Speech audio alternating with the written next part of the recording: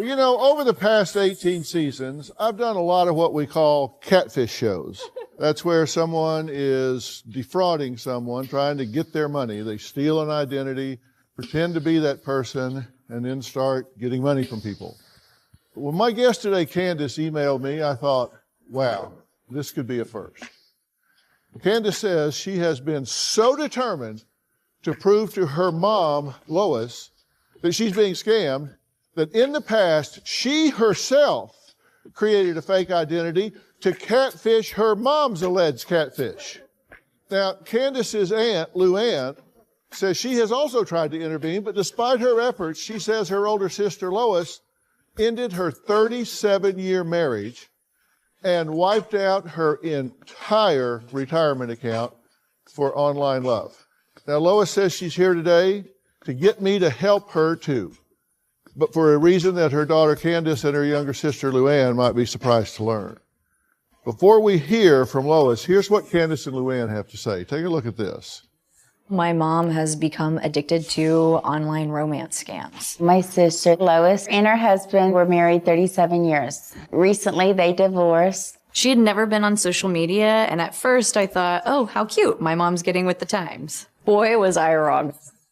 Over the past couple of years, it's just been one online scam after another. One of my mom's first loves was a general who was serving in Afghanistan. Apparently, the Afghanistan government was so grateful to the general for his service that they rewarded him with a suitcase full of gold, diamonds, and cash, in which he was going to send to my mother for safekeeping. The general told my sister that he loved her and he wanted to marry her. My sister was opening credit cards so that she could send the general money. I knew this was a total scam, and I wanted to prove it to my mom. What I did was create a fake profile, and I started to catfish the general himself.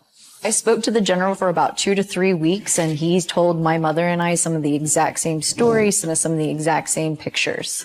At first, my mom believed that the general was a fake, but within a few days, she was back to falling for his lies. Then there was a gentleman by the name of Fred Adler. Lois started taking payday loans so she could help Fred get out of Africa. Sure enough, like clockwork, Fred ended up missing his plane, and the government refused to buy him a ticket back, so he was on his own. I called Fred, and I told Fred I would pay for his flight for the next day, and he told me he had business to still take care of, and then he hung up on me. Last I knew, Fred was wandering the streets aimlessly in New York because he could not find a Bank of America. As of a few weeks ago, my mom's most recent guy is a gentleman by the name of Paul. Lois told me that he was in Africa collecting his uncle's inheritance. I said to my sister, and once again, this is a scam. She says, no, she knows it's real. At this point, she is completely destitute and has nothing left. My sister has nothing to her name but a card table and a mattress. I really hope that Dr. Phil can get through to my mother, because if not, I feel like this is our last chance. Well, I'm glad you're here. I wish you'd come a long time ago, but she wouldn't. Correct. I mean, you tried, and Yes. she wouldn't do it. Correct. So I get that. And listen, I really want to get this done with her.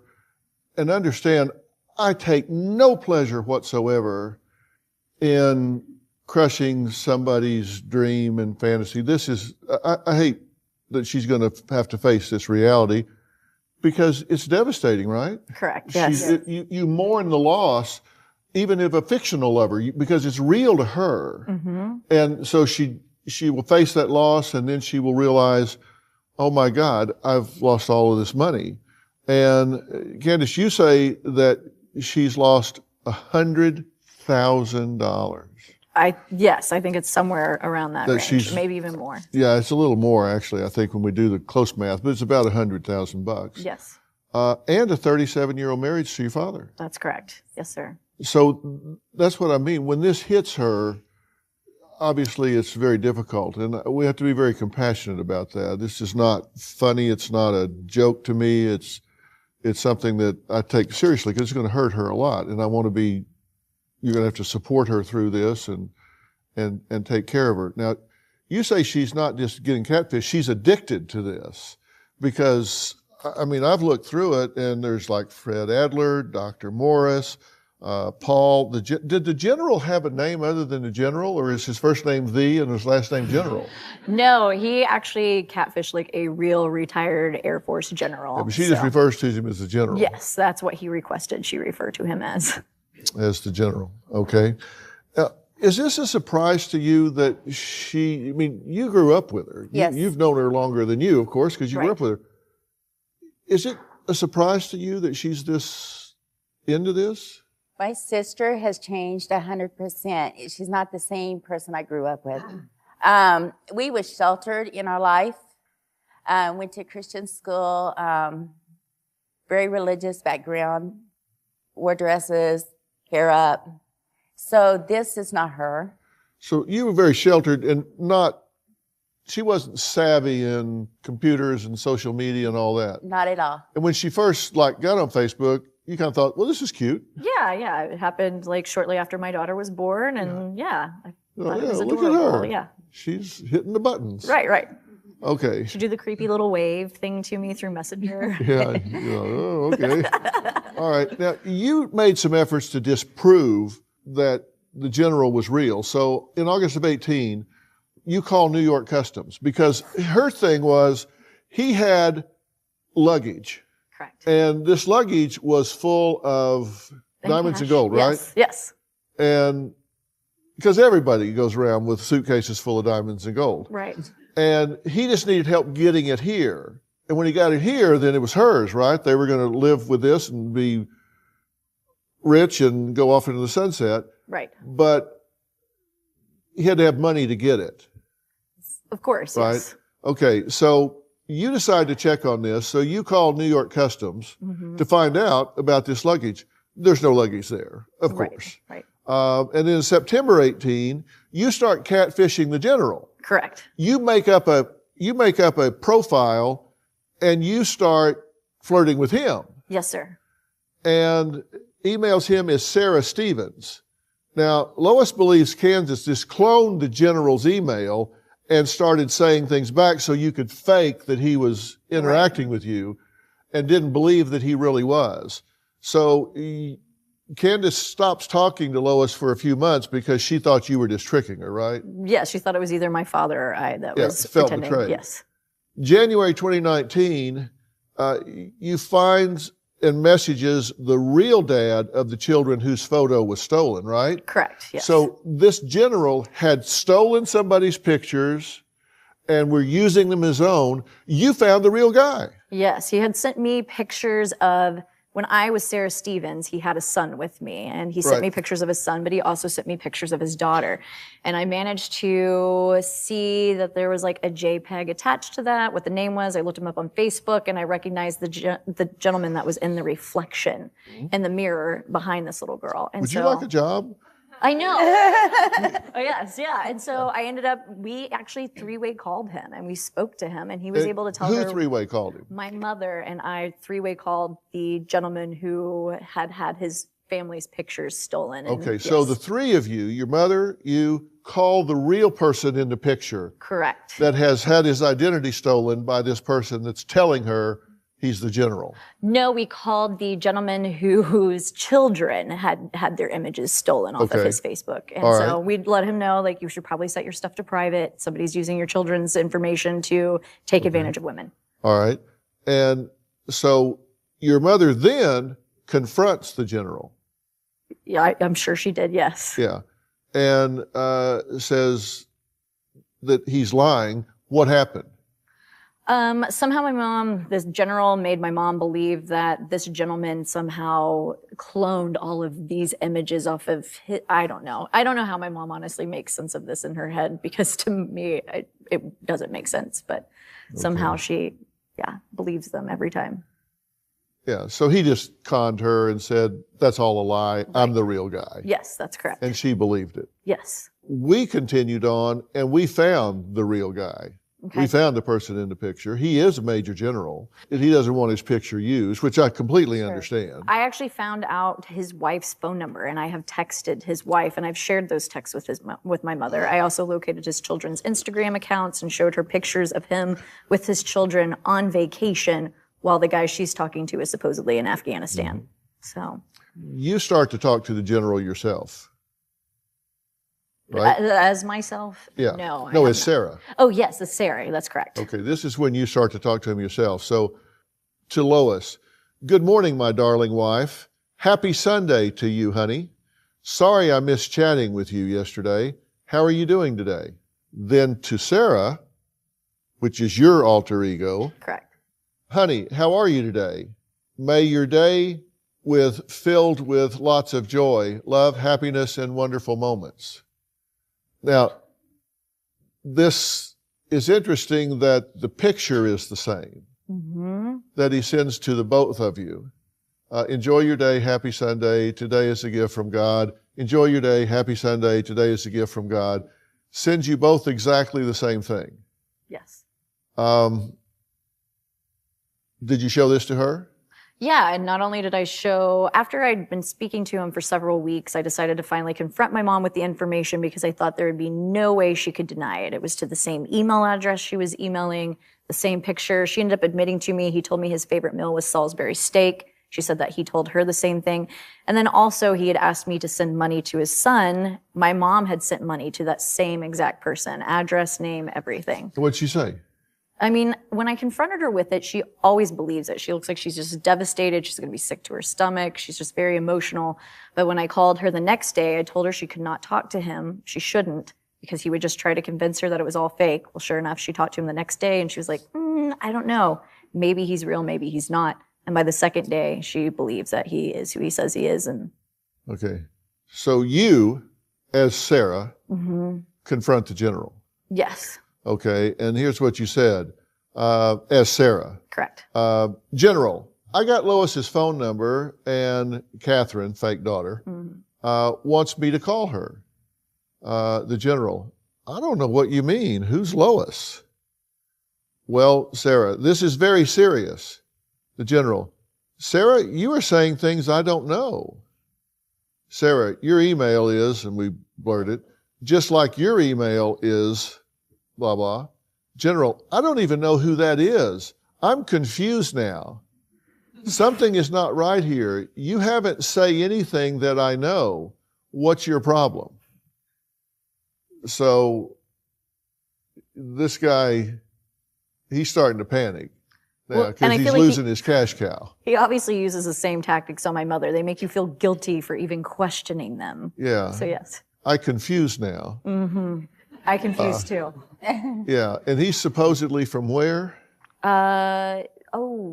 He lives in Alaska. He has an orphanage with 89 children in it. Yeah. Promised her mansions and Yeah, he has like and a 32-bedroom Yeah. home mansion, 18 baths, 16 kitchens, about in Alaska. 800,000. Yeah.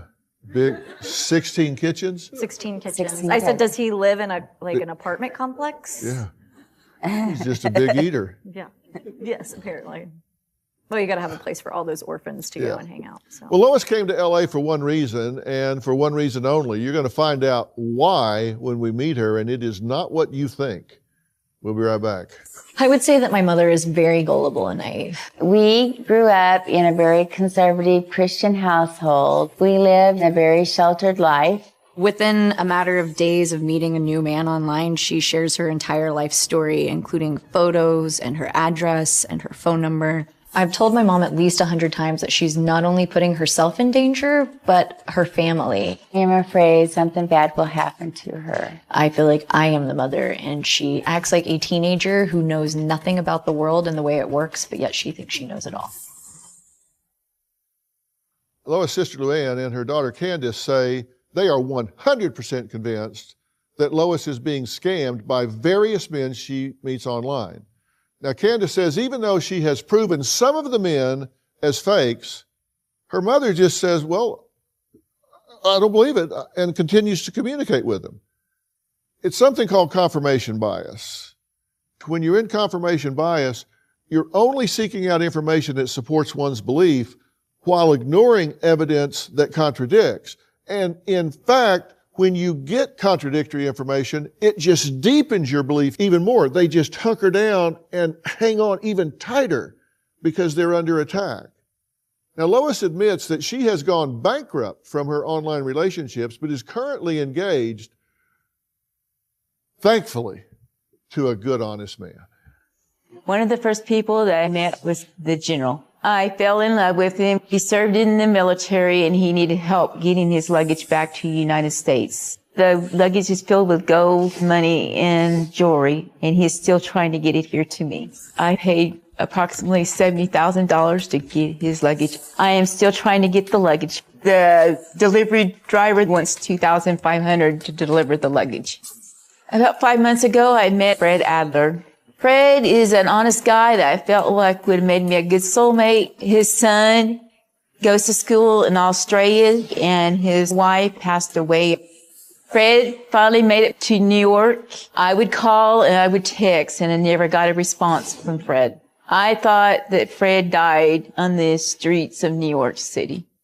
My nickname was Strawberry. Sorry. I named him Chocolate. I'm sorry I saved his life. I felt like from Africa. About 2 weeks ago, I met a wonderful man named Paul Shaw. Paul is a clean-cut guy, and I feel like he is a very honest man. Paul is exactly what I'm looking for. Paul has a daughter named Angela. She's 24 years old, and she does go to a university in Scotland. Paul is currently in Nigeria taking care of his uncle's estate. He's trying to get his settlement right now. It was over $2.5 million. At the moment, Paul needs $2,300 so he can get home. I love Paul. Paul and I are engaged, and as soon as he gets back, we're planning on getting married and buying a house together. When it comes to my fiance, Paul, I feel like I'm not being scammed by him. He has been honestly truthful to me. My daughter, Candace, and my sister are upset. Every time I talk to somebody online, they think it's a scam. I feel like they need to stay out of my business, really. I would love it if Dr. Phil would bring Paul home to me. Yes, I would. I'd had nothing but bad luck. Everybody else I haven't seen yet. Well, it's good to meet you. Glad to meet you too also. I'm here to prove to them, my daughter and my sister, that they need to accept that I have not been scammed. Okay. And then I have a true relationship in my life now, I feel like, And it's with who? with Paul. Okay. Why is he different from the others? Like you had a relationship with Dr. Morris, and he even confessed that he scammed you.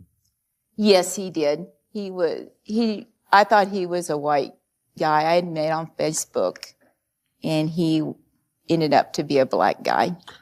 And Okay, he admitted it to me. But he told you he did, right? Yes, he did. He said, I'm to scamming you. Yes, he did. You're engaged now. With Paul, yes. Yes, Paul. I'm engaged with Paul. Did Dr. Morris say anything to you about Paul? No, I never told him about Paul. Did no. he talk to you about Fred? I have talked to him about Fred, yes. What did he say to you about Fred?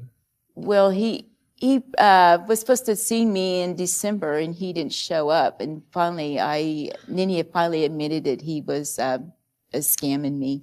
So I no longer. Who admitted that?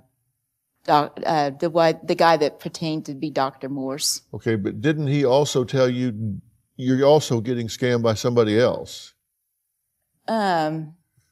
Yes, he told me not to send money to Fred.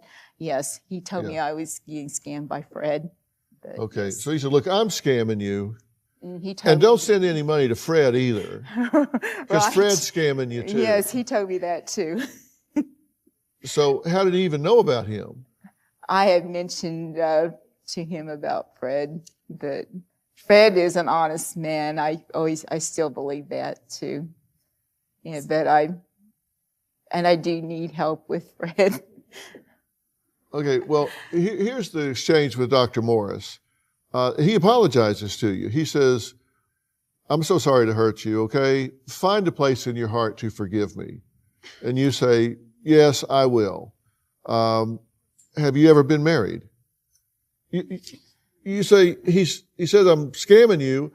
Please forgive me. And you say, okay, have you ever been married? And he says, no, just go. You don't deserve me. And you say, you are a good person. There is someone out there for you. Bye. Thanks for being honest. And Morris says, but take my words. If Fred asks you for money, don't send him, okay? He's a scam too. And you say, okay, best of luck in finding you a sweetheart. Bye. Dr. Morris, can you do me one favor? Can you get me the gift card? Yeah, I know. He says he's scamming you, and you say, no, Dr. Morris, please help out. And Lois, you say, well, that is okay. I have a fiance. I'm going to get married soon. This is a guy he says, look, I'm scamming you. Can you still send me some gift cards? Well, I didn't send him anymore. No, I haven't. Not after I realized that he admitted who he was. No, I haven't. And he told you this other guy's a scammer too. Do you know why he said that? Because he's probably sitting 3 cubicles down in a workroom in Nigeria. Oh, were you talking about Fred? No, Fred is actually I had rescued Fred from Africa. And that's what I really need help with, because he didn't make his flight come in Monday. And he needs her to send him more money. Yes. Surprise. He needs money for a cab. He had, the deal with him is that he was counting on me to get him to the airport, and he missed his flight. Okay. You're in the United States, the middle of the United States. He's in Africa. Right. And he's counting on you to get him to the airport. Who's going to button up his shirt? Wait, what the hell? I don't know. I mean, commonsensically, does that make sense to you? Here's a guy that's in Africa, and he's so incompetent that he needs some lady in the middle of the United States to get him to the airport in Africa. Right. I don't know. I feel sorry for him. I still feel bad about him, because I know he nearly lost his life over there first time. Yeah, I hate when that happens. Here's what he said. This is he said, Fred talking to you. He says, I told you to send me $200. If I miss my flight, you're going to be to blame. You said, you broke me before. I'm not obligated to help you. You need to think things out. Fred, it's your stubbornness that is causing this issue. Lois, I can't believe you would miss your flight because it is so expensive. Fred, it's your fault. Lois, so what are you going to do? Fred, well, I'm blaming you for everything. That's what I'm going to do. I'm going to blame you for everything. Right. He did. I That's just don't what understand happened how Monday. like a good, honest person blames you for their stuff. Can I also just add that he was stuck in Africa in September? My mom called everybody she knew begging for like $5,000 to get him back, including my mother-in-law, and said that he would pay her back double, because of course these guys always promise to pay you back double every single time. And then somehow, all of a sudden, like last week he calls you and he tells you he's coming back to Oklahoma and he'll be flying in on Monday. As soon as I heard that, I knew something's going to happen. He's going to need money. I wasn't surprised Monday when you were upset. I knew he had called you and told you something happened at the airport. How is it that this guy has $800,000 in a bank account that he finally got to, obviously somehow, to get back to Africa from New York City, but yet he needs you to send him $200? He has $800,000, Mom. He knows what your situation is and that you've given away all of your money, every bit of it. But yet he still needs money from you. I feel like if somebody truly loved you, the last thing they would do is put you in that kind of a situation. Right. I felt bad asking a friend of mine that has been a client for 7 years to borrow their luggage to get here, let alone asking somebody somebody for such substantial amounts of money. That's insanity. No, I'd like to get Fred home so I can get my money back that he's promised me. But they always promise you. The general I know. promised you I feel too. like Fred is an honest person. But why do you feel that hang on. way? I'm sorry. You came here for me to talk to her, I know, right? I'm sorry. I'm so So sorry. if you want to talk to her, I'll just go back across the street. Okay. All right. I I apologize. mean, well, you've already done this, right? Yes, on many occasions. I'm sorry, it's just very frustrating. No, well, it's okay. But if you want to do this, you don't need me for this. Okay, fair. I'm curious. Fred Adler, Dr. Morris, Paul, I could just go down the list. Not one of them has ever shown up. Now, come on. But before you talk, let's just be commonsensical, okay? I'm not asking you to agree to anything. I'm just commonsensical. Does it cause you concern that you keep getting in relationships that ask for money and never show up? Yes. When you look at just those facts, forget everything else. Forget being in love, forget Africa, forget everything. Just, if all you know is you talk to somebody online and almost immediately they ask for money so they can get to you and never show up. If that's all you know, does that cause you concern? If a friend was telling you that? Well, I feel like Fred will show up. No, and I know that's not Paul what I will. ask you. Now, listen, you have to at least play my game. You have to at least you have to play a logic gymnastic with me here.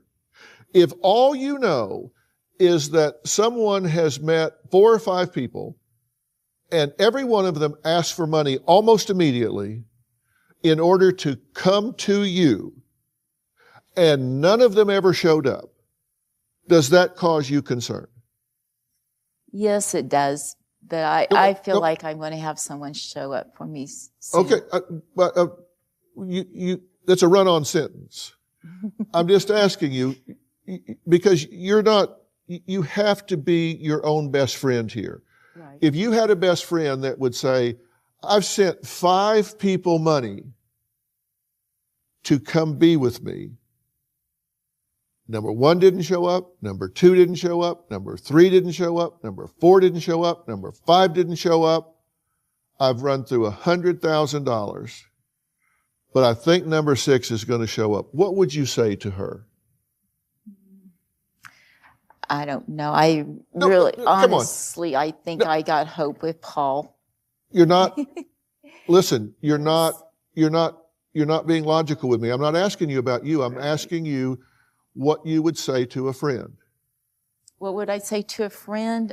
If all you knew was she had met 5 people, they all asked for money right away so they could get to her, and not one of them showed up.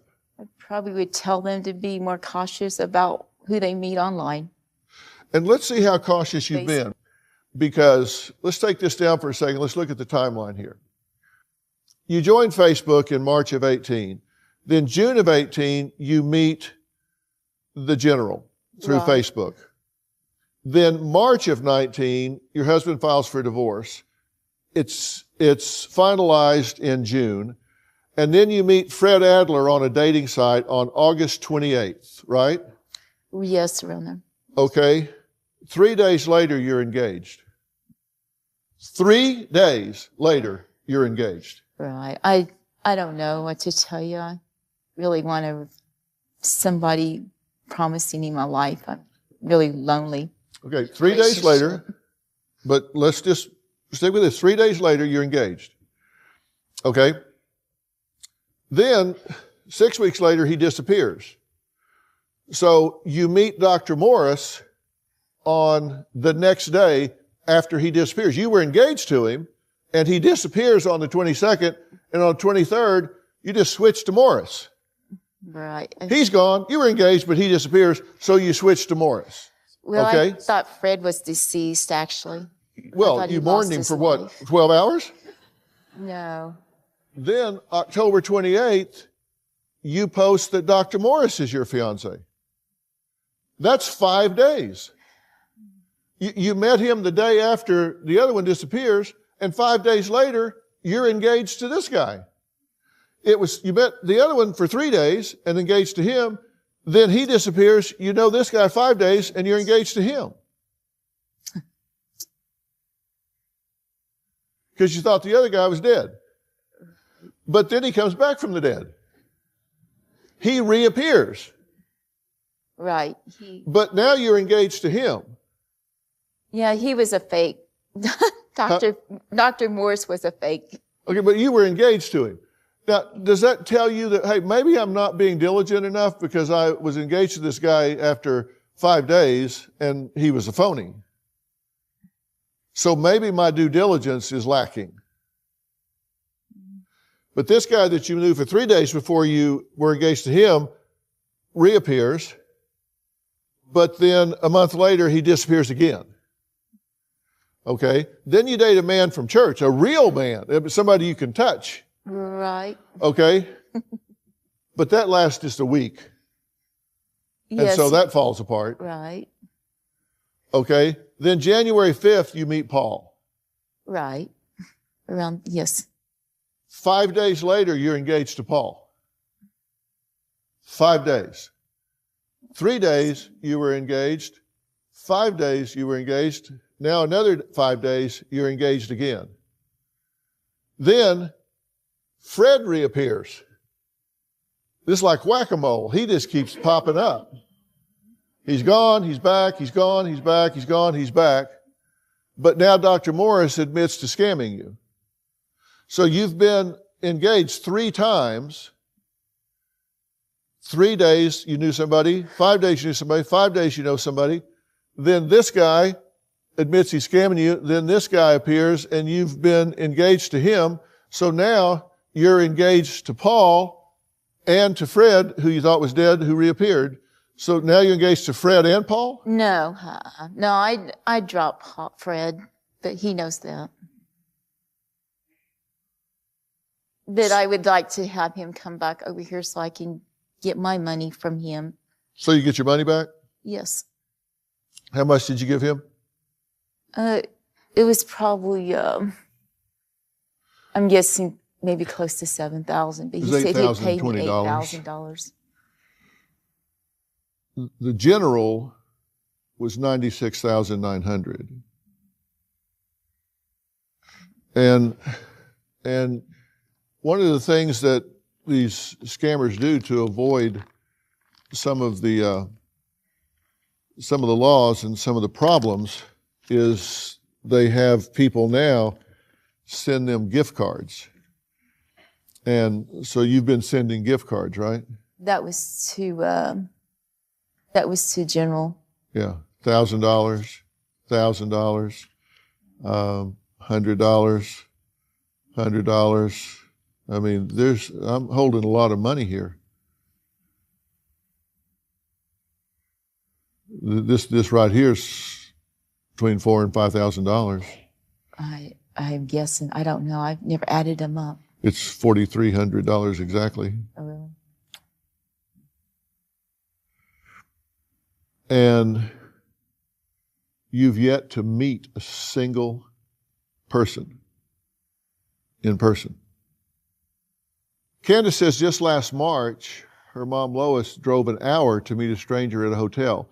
She says she gave him $9,000 in cash in exchange for a suitcase. We're going to find out exactly what that was because it's a little fuzzy, right? We'll be right back. Lois' daughter Candace says last year her mom met a stranger in a hotel room and gave him $9,000 in exchange for a suitcase. Met a stranger in a hotel room. Lois says she keeps the contents she was given in a home safe under lock and key. Now, in order to conduct a thorough investigation, one of my producers asked Lois to ship us her safe so we could find out what is really inside. Take a look. I've been working with a guest named Lois, and 10 months ago, she received what she says are stacks of money from her online lover. She was so nervous about its value that she kept it in a safe. And since Lois wanted to present all of the evidence to Dr. Phil, we decided to help her ship her safe to Los Angeles. This is a box with my safe. We're sending this to Dr. Phil. That has the address on it. Sign right here. All right, I guess we're good to go. We arranged to ship it from her home state to LA on the next flight out. Okay. Once it arrived, I personally carried it to the executive producer's office and locked it for extra security. Today, we will find out what her online boyfriend gave her and if this is a new way to catfish somebody. Lois says last year she met up with Jeffrey Daniels, an associate of her former fiance, the general, to exchange $9,000 in cash for a suitcase that he had sent over from Afghanistan. Instead, Jeffrey Daniels presented stacks of white money that needed a special solvent before they could be used. Now, this is money that's been treated so it's camouflaged, right?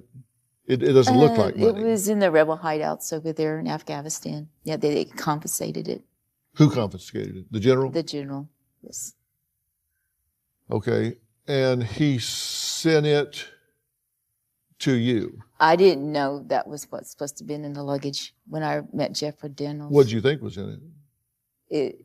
I was thinking cash, and I knew there was gold and silver and some jewelry there in my wedding ring.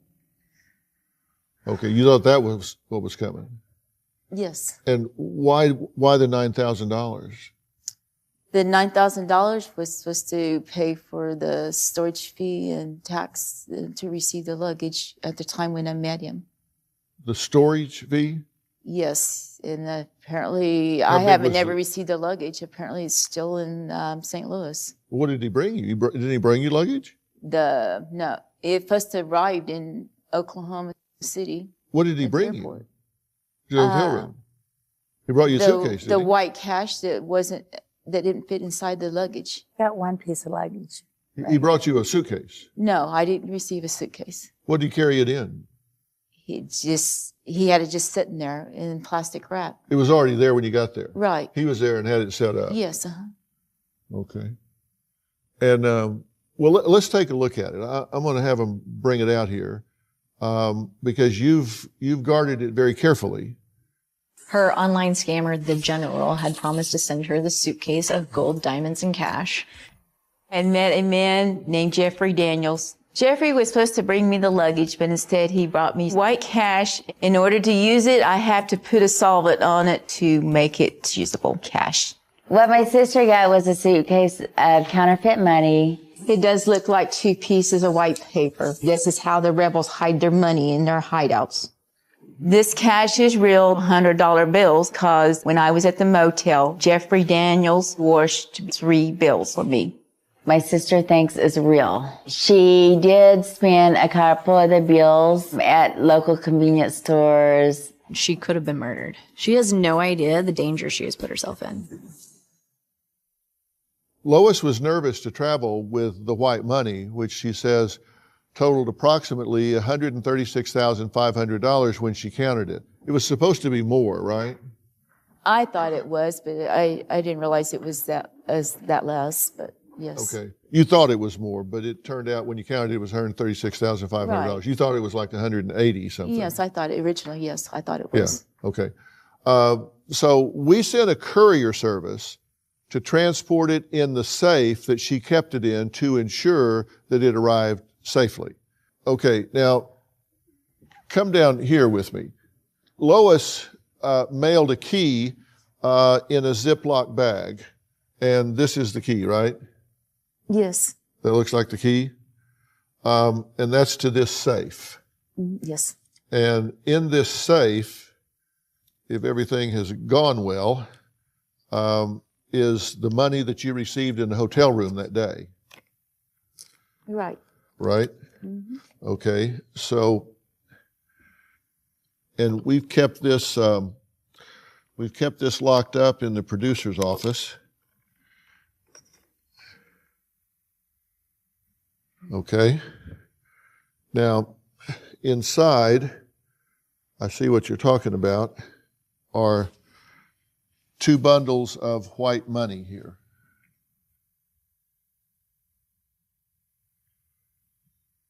So these are $100 bills that have been locked in here. And they've been treated in some way, right? Yes, you have to put a solution to take them $100 bills. Right.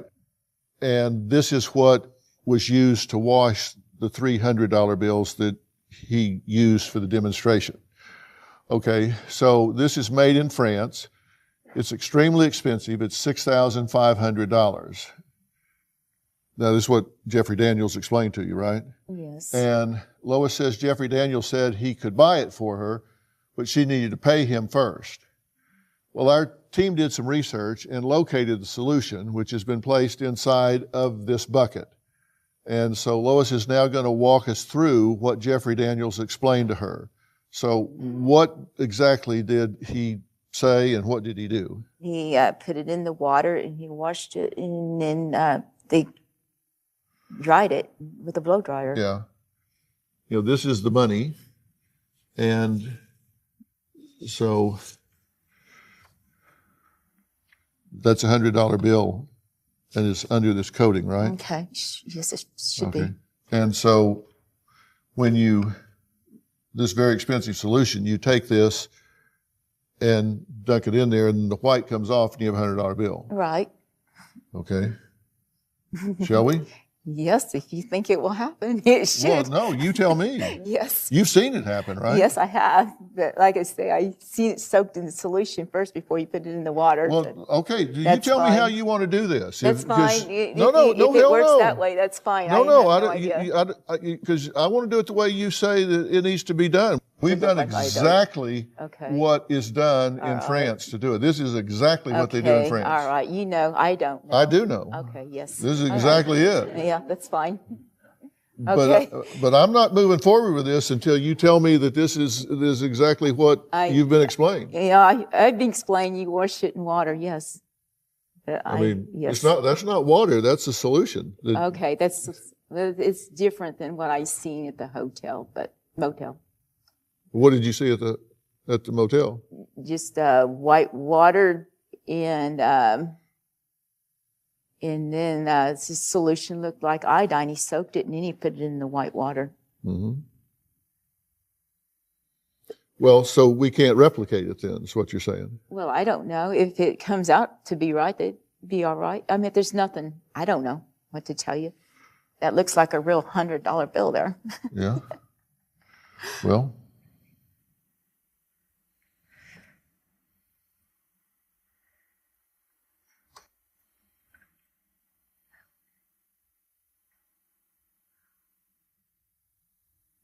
Oh.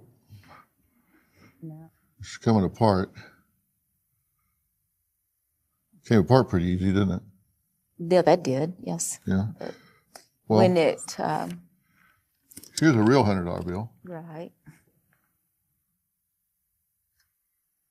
But that wasn't the. Let's put it in there. See if it comes apart. No, actually the solution was purple before you put it in the water. Yeah. Well, this just comes apart in your hands after soaking it, and this doesn't come apart at all. Okay, the bills he made 3 bills. They're at the motel, and they actually came out to be $100 bills.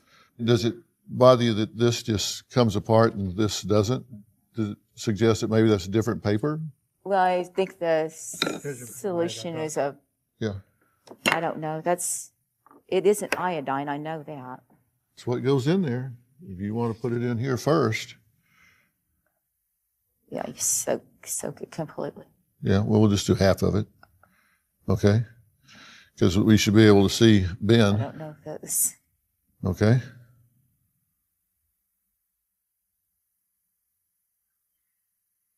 The stuff he had, I don't think it turned it into a $100 bill instantly. Uh-huh.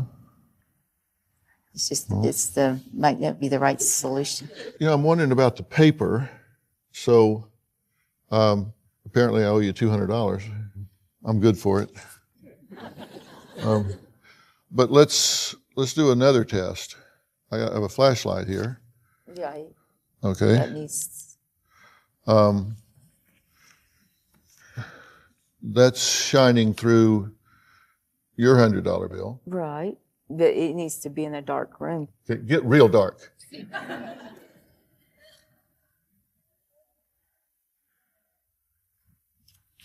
That's the $100 bill. That's the,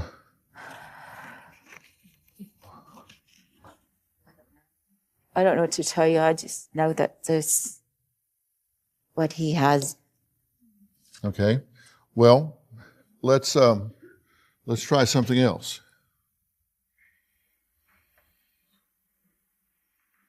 This is a scale, and this is $80,000 of your money.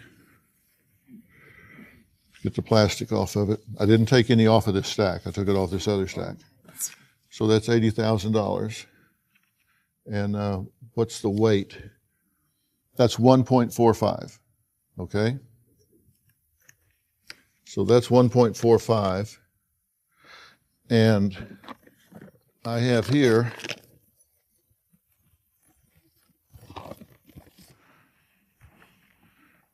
$10, $20, $30, $40,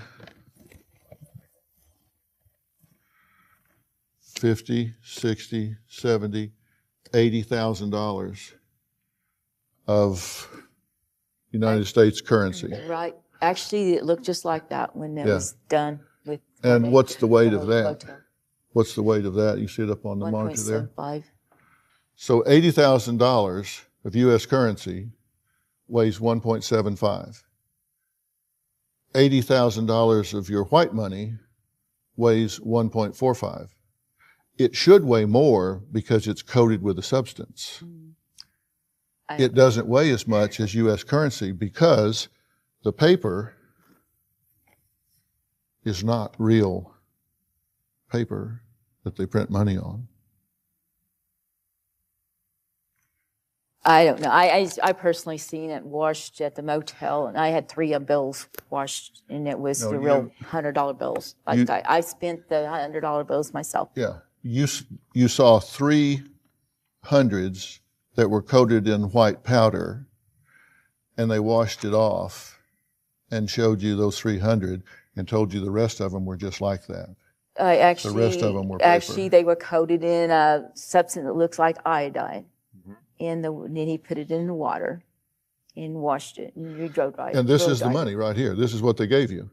Yes, that's what. Why does it not weigh as much as $80,000? I don't know. I have no idea. You could talk to Dr. Frank that brought that over there. I have no idea. He has. Well, I'm asking you. This is physics. Right. $80,000 weighs 1.75. Your stack that is supposedly $80,000 weighs 1.45. How could that be? I don't know. All I know is I actually seen the real thing. You saw 3 bills. 3 bills washed. Yeah. You didn't see them all. You saw 3. Right.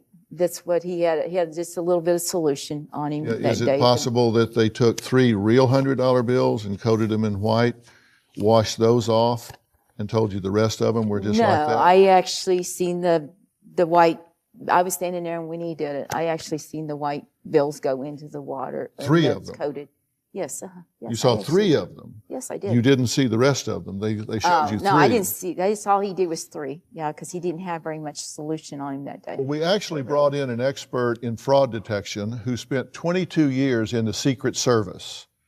His name is Ron Williams. He also spent 2 years running the West African Task Force, where they investigated financial fraud overseas. Now, Ron, you're familiar with these scams, right? Absolutely. So tell us what you think's going on here and how this works.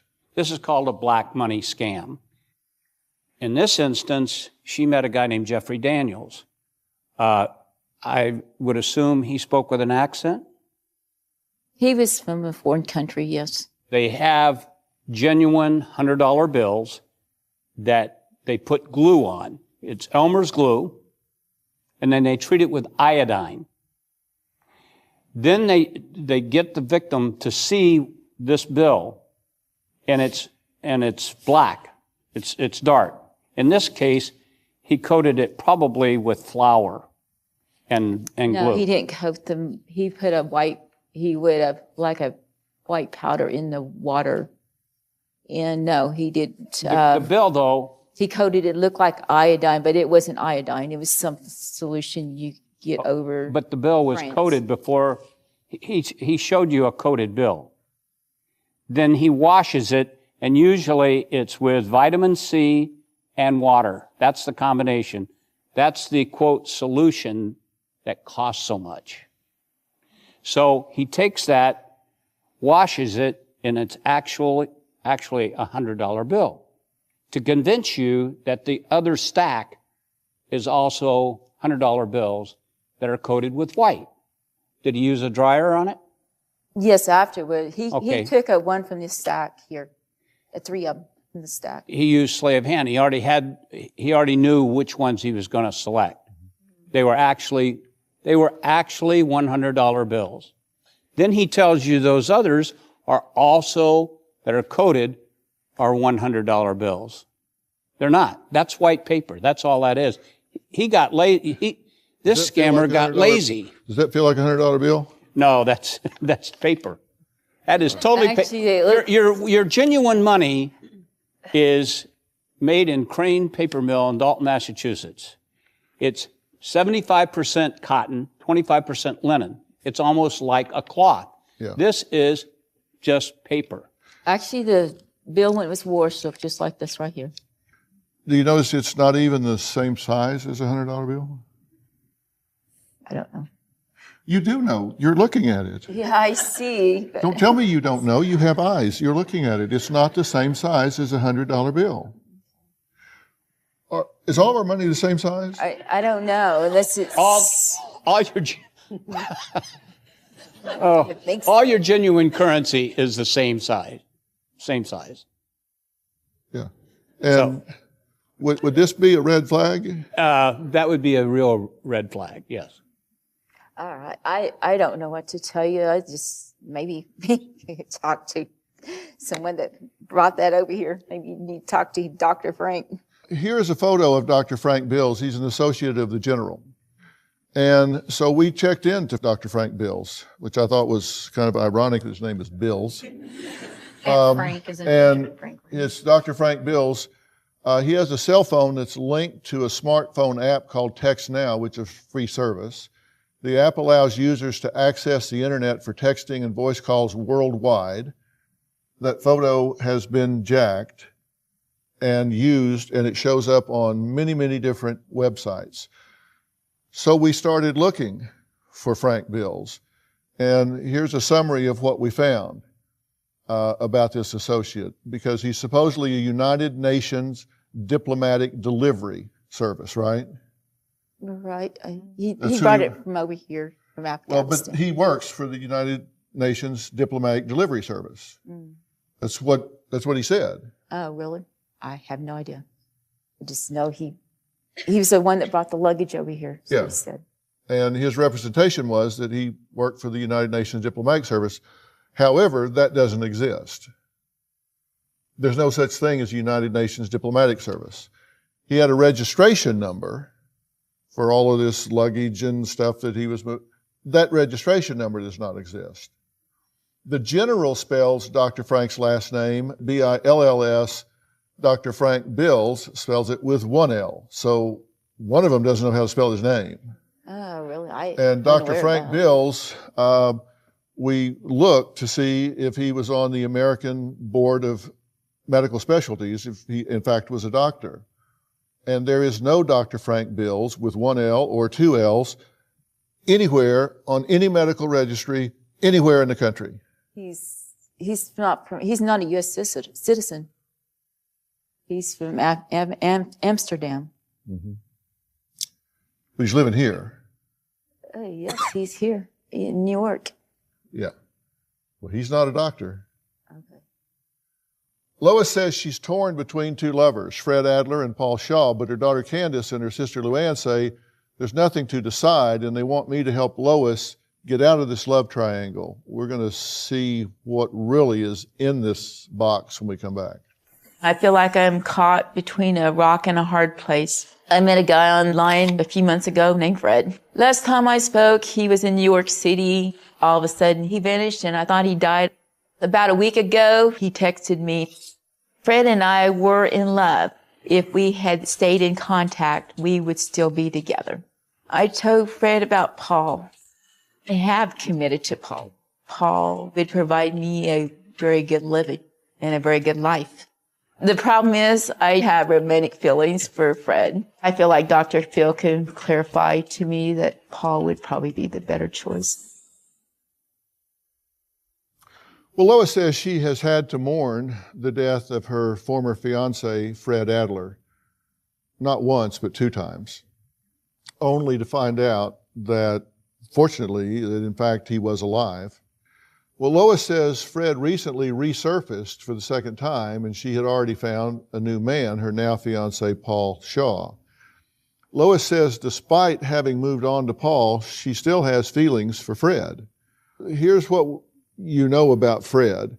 Date of birth, you're unsure when he was born, but he grew up in Berlin, Germany, right? He was from Germany, yes. Right, and he attended school in the United Arab Emirate. He's age 56. You don't know his birthday, but you know he's 56 years old. Occupation, self-employed contractor. Has a house in Albert, Oklahoma. Right. Currently working in Africa near the semi-border. Son Jimmy Adler is 21. Jimmy attends the University of Queensland in Australia. Jimmy's studying to become a surgeon, right? Right. And he's married to Barbara. He was married to Barbara for 20 years, but she passed away 10 years ago from cancer. Right. And you met Fred online, a dating site, and you're talking via Hangouts and email daily. And he was stuck in New York City, and he couldn't find a Bank of America, which you needed to get some money to him so he could do what he needed to do, No, right? I didn't send money to him when he's in New York because I figured he could get to the Bank of America on his own. But he couldn't find a Bank of America, right? Is what he said. I guess he never did go to Bank of America because he went was- back over there. He was hospitalized in New York for dehydration. Yes, Right. And in Africa several times. And he wants to get married and says he'll just kill himself without you. Well, he told me that on the phone. Well, he's had a lot of excuses. You have to admit, it's been frustrating for you. On September 19th, his bank card expired, so he couldn't come. And on September 19th, he misses a flight. September 19th, his son buys his ticket in incorrect currency, right? October 19, he falls while boarding the airplane. He is actually at the airport and falls while boarding and has to leave the airport and go to the hospital. He got dehydrated, yes, because his bank card was expired. When he got there, his bank card was expired. Yeah. And then when he got to the hospital, they held his passport. Yes, they did. So now he's stuck because he can't move without his passport. No, he came back to New York, and he's supposed to see me, and he fell asleep at the airport, and he missed his flight to Oklahoma. Yeah. A very expensive flight. Yes, it was, I'm sure. Yeah. 'Cause I know October it's- 20th, 2019, dehydration. He goes to the hospital and then just disappears, goes off the radar. October 30th, he reappears. November 19th, he flies to New York and he falls asleep and misses his connection. November 19, he's stuck in New York. He's looking for the Bank of America and can't find one. November 19, he has no money for food and he's hospitalized. November 28th, 19, he disappears again. January of this year, he reappears. He didn't really disappear, he just didn't have phone service. Then January 27th, he missed his flight again. He misses a lot of flights. Because I guess he was depending on me getting his money to him for a taxi. And I didn't send it, and I don't know. It shouldn't depend on me. So I felt bad about it, but it happened. you felt bad about it. He's missed like 4 or 5 flights. He practically dehydrated. But on he Monday. needs more money each time. I always had paid for just one flight. That was it. He needed money for a taxi to get Right. to the airport. It's just more money each time, and he's for something, either taxes or hospital or taxi or whatever. Lois told my staff that 2 days ago, Fred Adler missed his flight from Africa back to the U.S. because she didn't send him $200 for a taxi. Well, we did research, and the man in Fred's photo that Lois claims is a good and honest man is not being honest about missing his flight back to the United States because he's already here. Oh, really? Yeah, really. One thing Lois and her daughter Candace disagree on is the origin of Fred's accent. Lois says Fred was born in Germany, and Candace claims he's lying. Well, they're both wrong. Because joining us from North Carolina is the man in those photos. And his name is not Fred. His real name is Mark. We believe he is a victim as his pictures are being used online without his knowledge and consent. So this is the man whose picture you've been looking at. This is Fred to you. In fact, his name is Mark and he lives in North Carolina. Mark, how are you? Doing great. Doing just fine. Well, thank you so much for being willing to join us here. I'm talking to Lois. She thinks she's been talking to you. Have you been talking to her? I'm sorry to say it's not me.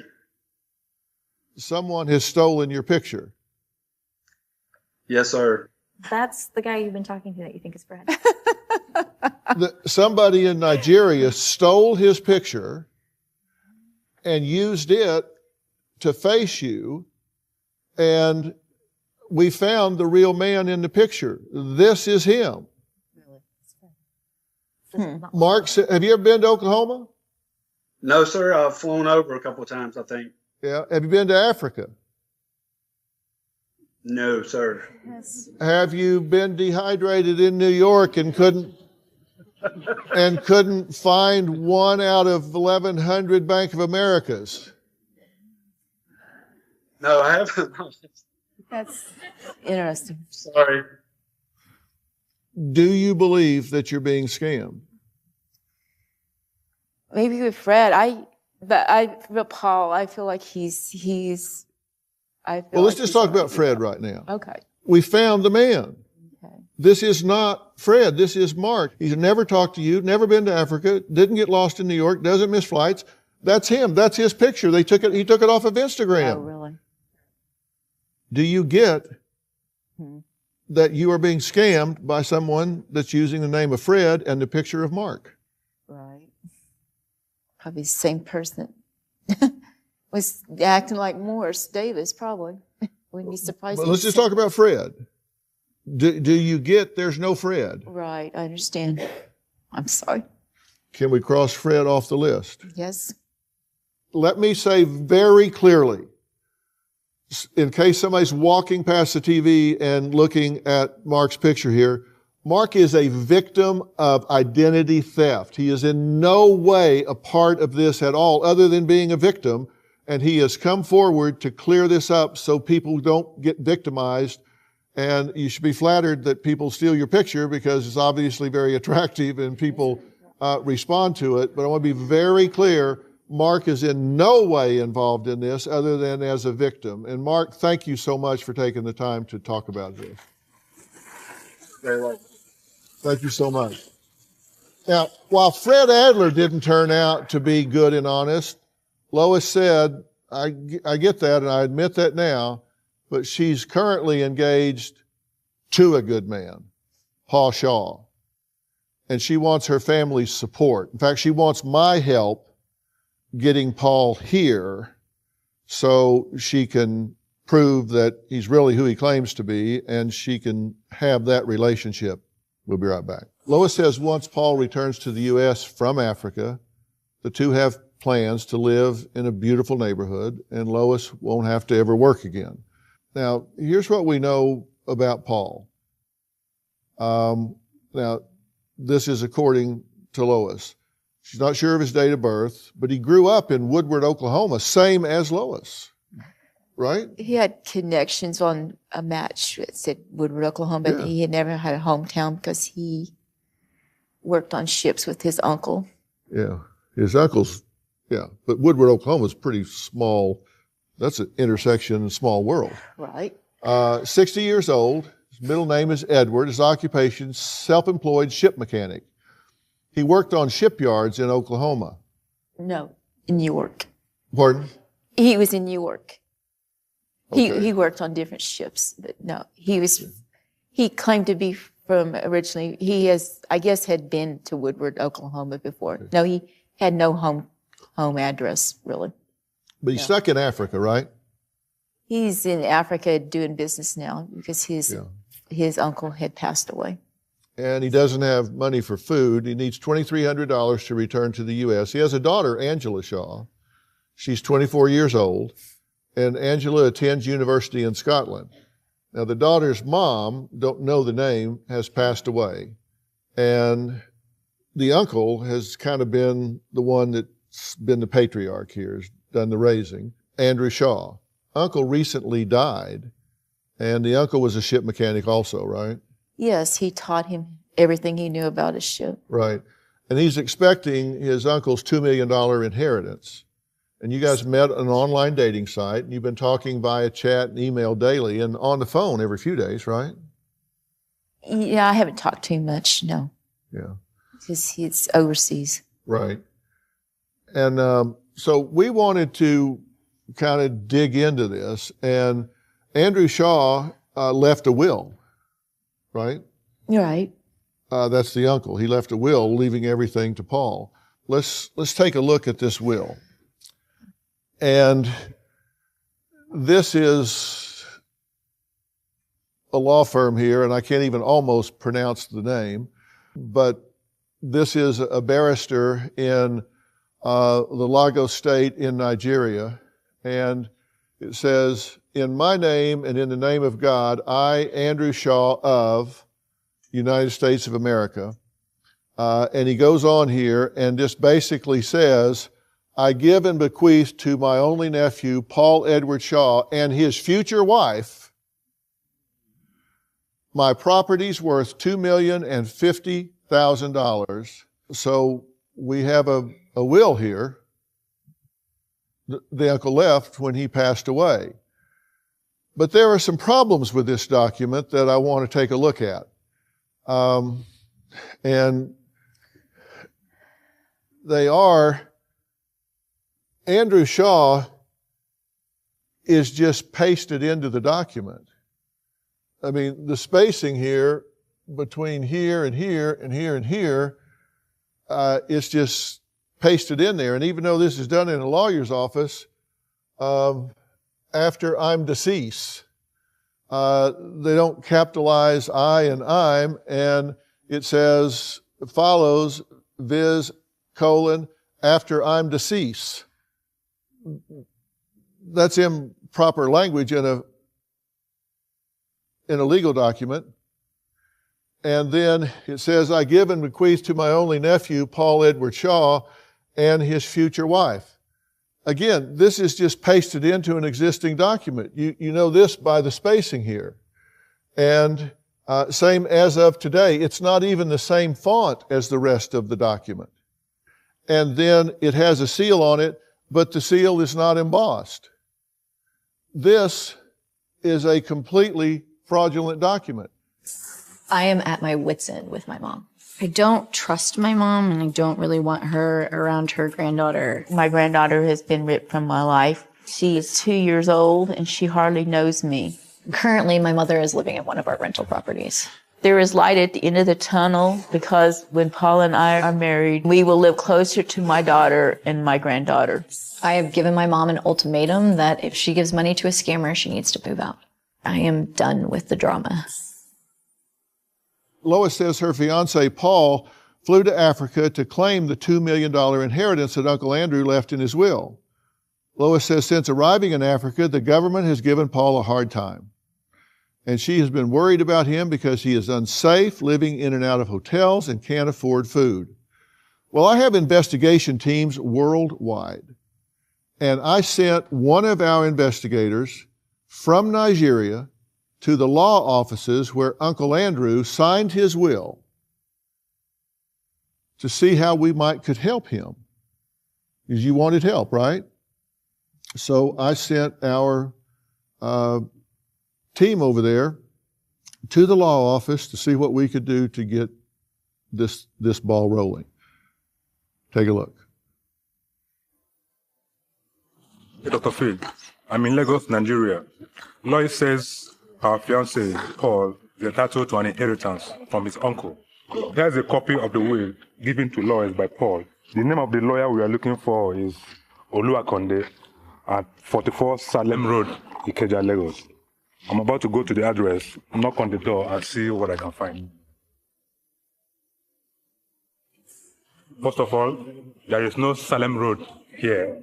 What we have is Salem Street. How many years have you been living here? How many years? 10 years. And in those 10 years, you have never seen any law firm or law chamber? This street. I didn't have any luck finding the lawyer or the law office, but I'm going to go to a nearby law office to see if I can find anything there.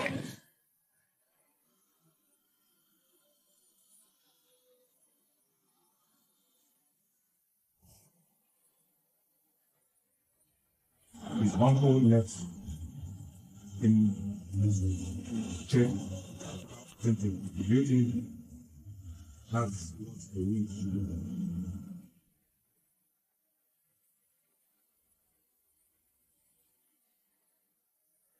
It is safe to say that such a law office does not exist in Lagos, Nigeria.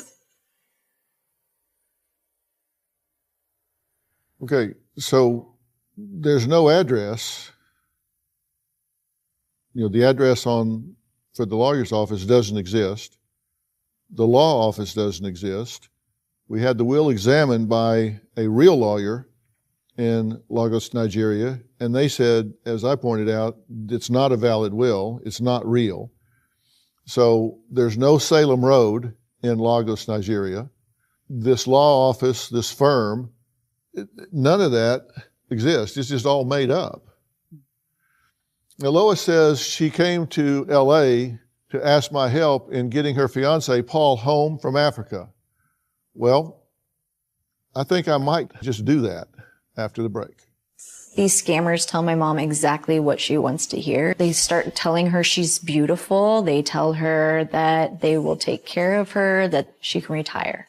I want a man that is a Christian, doesn't drink, doesn't smoke, doesn't swear. I like guys that's nice looking with hair on their head. Dr. Phil might not like me.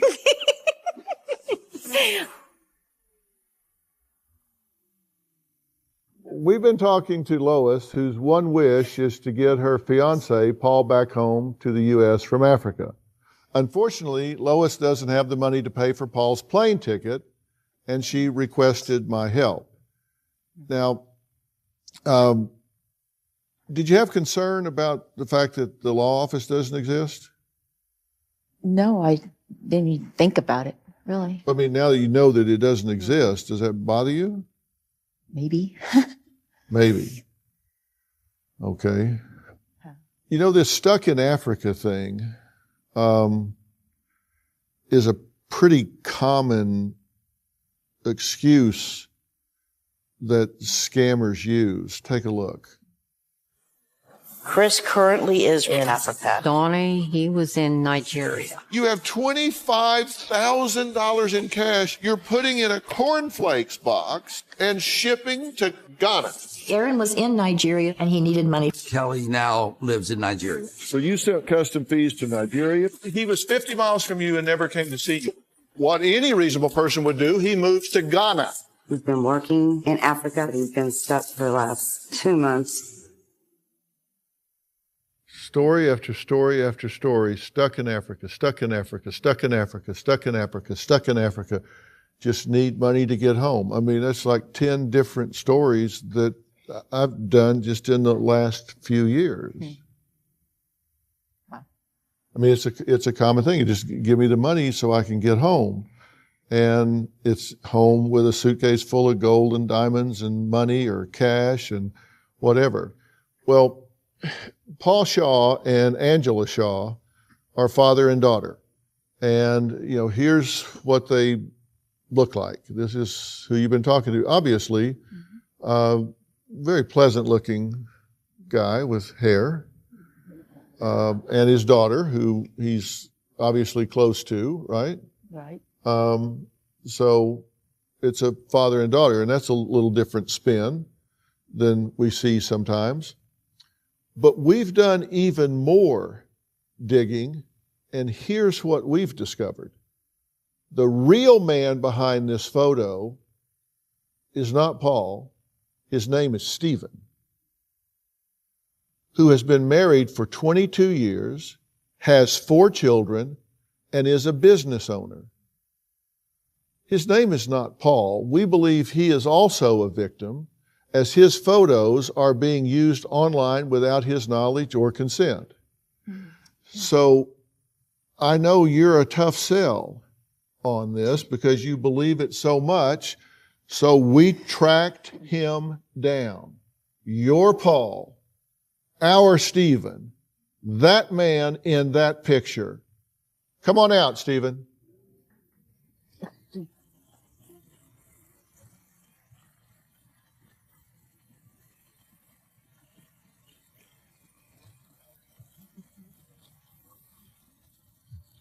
How you doing, sir? Good, thanks. Good to meet you. Good to meet you. Well, Lois, this is your Paul.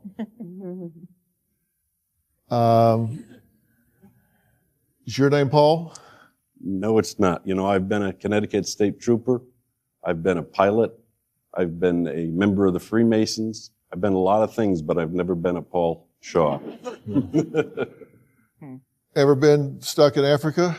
No, but I'd like to visit sometime. Yeah. Have you been taking money from this woman? Absolutely not.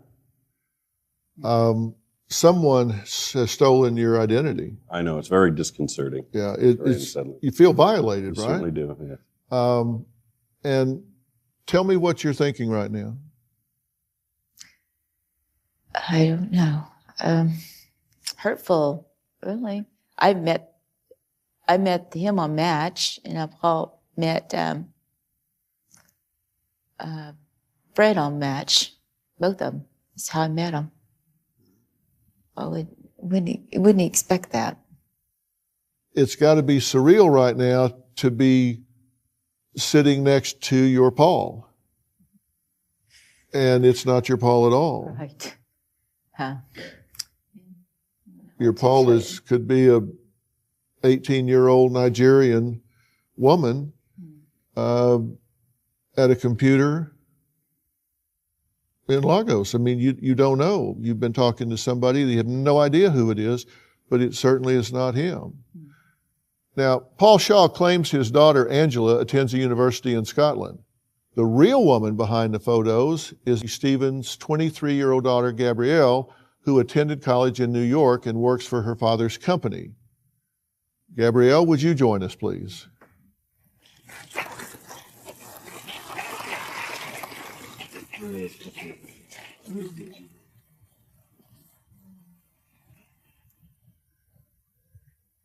Gabrielle, how are you? Good, how are you? It's good to see you. Thanks for being here. Let's meet Gabrielle. Your picture has been stolen. Your identity has been stolen and used to exploit other people. How do you feel about that? It was really upsetting not to, usually I'm used to seeing like one person's identity be stolen, but for both of us, for our family, almost it feels like to be kind of targeted in that way was really upsetting and kind of scary, to be honest. Yeah. You do feel a sense of violation. Somebody's come in to your family, they're telling stories, they're using it to get money from people, and I'm so glad that you two were willing to come here because that burns your identity where it's very likely that it won't be used further because it's easy for somebody to find out, yeah, that's not who they're saying it is because we've seen them, and hopefully this will stop that from happening. What do you think about seeing what you think is Angela is actually his daughter Gabrielle? It's sickening. Very sickening. Do you believe, beyond a shadow of a doubt, that Paul is not real? Well, I can see now, yes, with them here, yes. Yeah. I didn't even thought of that, really. Yeah. But you do see now with him here that his identity's been stolen. All right, Lois may not be leaving LA with her fiance, Paul, but I do have some advice for her to take back home. I'm going to share that next. Back, really trying to unravel multiple balls of yarn here, because Lois has been involved with multiple people on the internet that she has felt like she's had connections to, relationships with. And at this point, tell me what you think about the people that you've been involved with on the internet, because we've got Fred Adler. You now know that's not correct. Dr. Morris has confessed to you that he was scamming you. Paul and Angela, who are your current, that you felt very strongly about and are engaged to, the real people behind the pictures are sitting right beside you, so you know that one's off the table.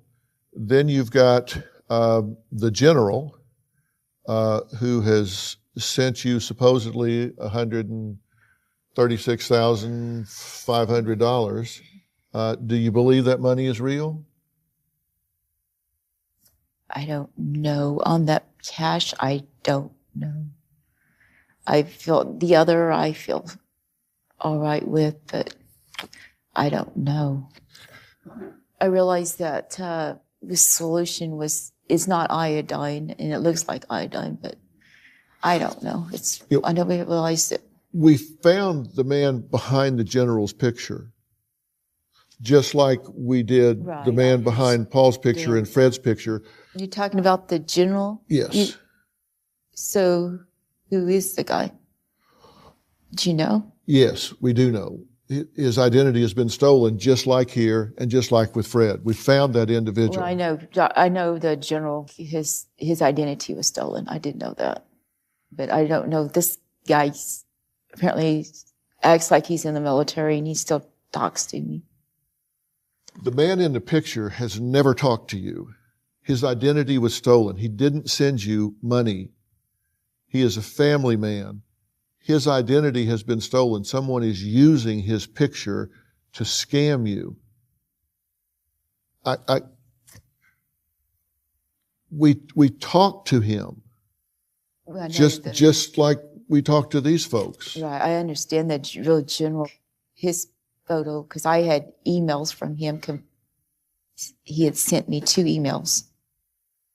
I think she believes that the real general or that who she's been talking to is a scam when it comes to the general, but she still believes that his associates are not scamming her, such as Dr. Frank, and that their money is still potentially real. No, I know that the guy that he used stolen general's identity. Yes, I do know that. Right. You believe he's a scam, but you think the people associated with him are not a scam, correct? Well, I don't know. I talked to Dr. Frank quite often that brought the money over here, and I don't know. I talked to him at least several times, sometimes a week. So I don't know. What don't you know? We have talked to the man whose picture was stolen. He has never talked to you. He doesn't know any of those people that say they know him. They are frauds. They are scammers. They are thieves. They cut up some white paper, put it in some plastic, and sent it to you and got $9,000 out of you for their trouble.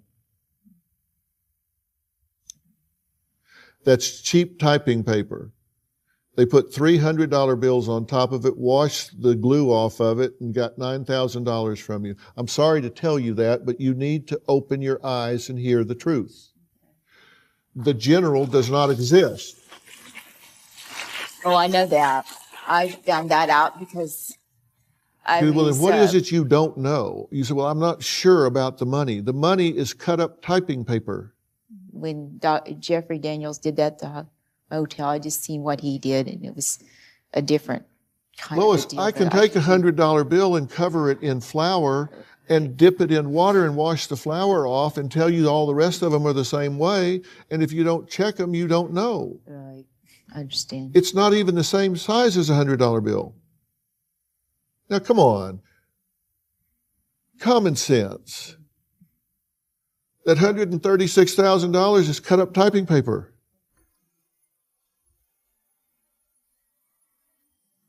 You're surrounded by people that love you. They didn't have to come here. They're here because they care about you. They want you to be free of this. They want you to be able to walk in your strength and be happy and be healthy and not be living in a dark fantasy land where you're dealing with scammers and con artists and fraudsters. They want you free of that. And it can end when you say, that's it. And I'm going to highly recommend that you unplug from the internet for at least 90 days. That you just go home and just unplug. Just don't get on the internet. Don't get on a dating site. Don't get in a chat room. Just unplug and look up from the keyboard and go, oh, wow, there's trees and the sky and friends and people, and just re-engage with the real world instead of the virtual world, and recognize how blessed you are to have people around you that love you and care about you. And get out of this fantasy world of people reading you and telling you what you want to hear. These people love you the way those people are pretending to love you.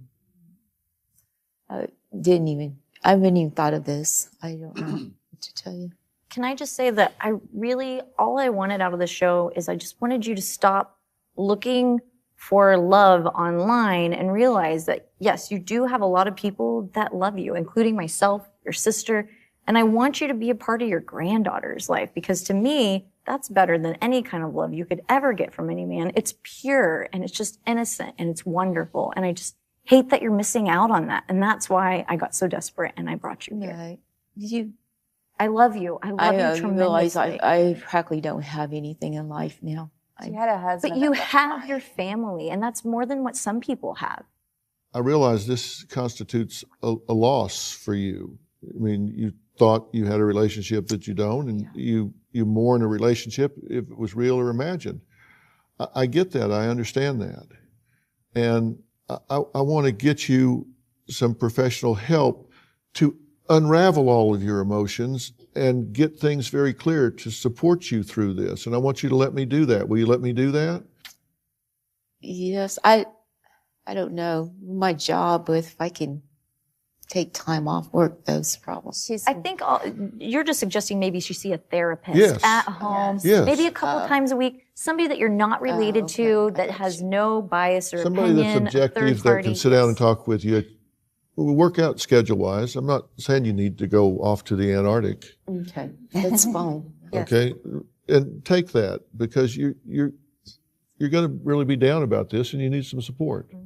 And let them be close to you here. They're not judging you. They're here loving you. Okay? But tell me you know that money's not real. I don't know. I don't know. I don't quite understand that deal. Still, as I seen when I seen it at the hotel, and it's really confusing. It's a magic trick. It's a simple magic trick. Well, I tore up $300 then. I tore up 3 pieces of your typing paper, so I'll give you $300 that you can give her back, so you feel like I've made you whole. And I don't know what else to tell you. Wash it off and take it to the grocery store and see how far you get. It's not real, it's typing paper. I brought in a retired Secret Service agent here to examine it, and he told you it's not even good typing paper. Right? I mean, it just falls apart. Low grade.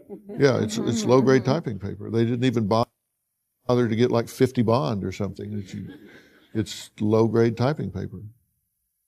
And I know it's hard to turn loose of that because you want your money back. Right. I get that. Okay, But you realize Paul's not real, right? Right, And Fred's not real. right. Okay. I haven't even thought of that. Okay. But you get that, right? Yes. Okay.